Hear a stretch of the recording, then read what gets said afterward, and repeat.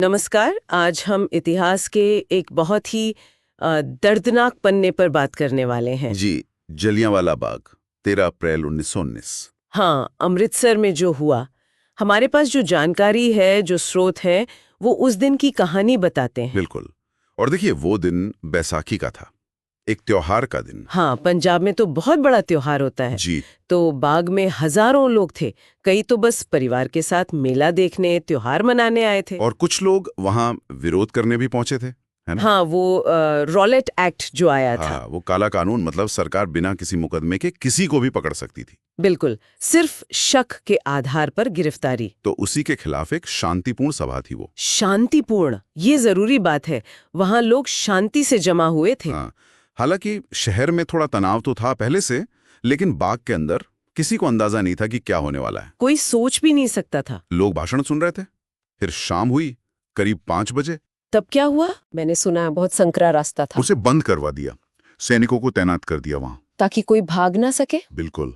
और फिर बिना किसी चेतावनी के, कोई अनाउंसमेंट नहीं कि हट जाओ, कुछ नहीं, सीधा गोली चलाने का हुक्म। सीधा हुक्म।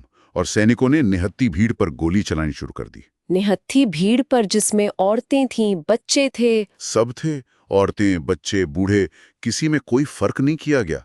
और सैनिकों को कहा गया था कि जहां सबसे ज्यादा भीड़ हो वहीं निशाना साधो। हे भगवान, ये तो सोच कर ही रोंगटे खड़े हो जाते हैं। जाहिर है भगदड़ मची होगी, भयानक। लोग जान बचाने के लिए भागे होंगे, दीवारों पे चढ़ने की कोशिश की होगी। लेकिन निकलने का रास्ता तो था ही नहीं। बिल्कुल नहीं। और गोलियां चलती रहीं करीब 10 मिनट तक। 10 मिनट लगातार फायरिंग। हाँ, लगभग 1650 राउंड फायर हुए, ऐसा कहा जाता है। गोलियां तब रुकी जब सैनिकों के पास गोलियां लगभग खत्म हो गई। मतलब बचने का कोई रास्ता ही नहीं छोड़ा। कोई रास्ता नहीं।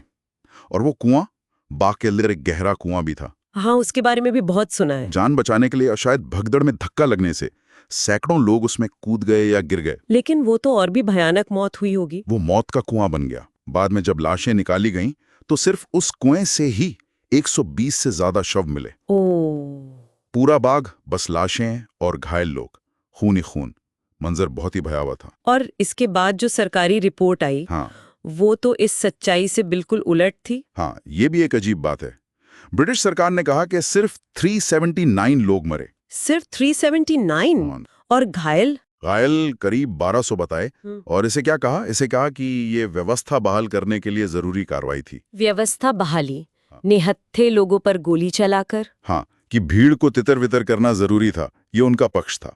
जबकि जो गैर सरकारी अनुमान थे, कांग्रेस की जांच थी, वो आंकड़े तो बिल्कुल अलग थे। बिल्कुल अलग। असल में मरने वालों की संख्या 1000 से कई ज्यादा मानी जाती है। आम लोग थे वो, कोई फौजी नहीं। इस घटना ने तो पूरे देश को हिलाकर रख दिया होगा। बुरी तरह से। ये सिर्फ मौतें नहीं थी, ये अंग्रेजी राज का क्रूर चेहरा था जो सामने आया। इसने आजादी की लड़ाई को और तेज कर दिया। जैसे रविंद्रनाथ टैगोर ने अपना नाइटहुड वापस कर दिया था। जी बिल्कुल। उन्होंने विरोध में अपनी उपाधि लौटा दी। लोगों में गुस्सा बहुत बढ़ गया। आजादी की मांग और जोर पकड़ गई। कहते हैं कि आज भी अगर जलियांवाला बाग जाएं तो दीवारों पर गोलियों के निशान दिखते हैं। हाँ, दिखते हैं।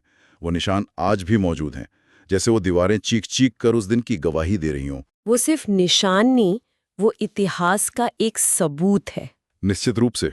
वो हमें याद दिलाते हैं कि ये आज़ादी कितनी मुश्किल से, कितनी कुर्बानियों से मिली है। ये सिर्फ इतिहास नहीं है, ये एक सबक है इंसानियत के लिए। सही कहा। और आखिर में शायद यही सोचना पड़ता है कि क्या ऐसी घटनाओं को कभी भूलना चाहिए? भूलना तो नहीं चाहिए, याद रखना जरूरी है, ताकि ऐसा फिर कभी ना हो। हाँ, अगर कभी अमृतसर जाना हो तो वहां जरूर जाना चाहिए, जलियांवाला बाग। शायद वो दीवारें आज भी हमसे कुछ कहती हैं, हमें सोचने पर मजबूर करती हैं। बिल्कुल, इतिहास से सीखना बहुत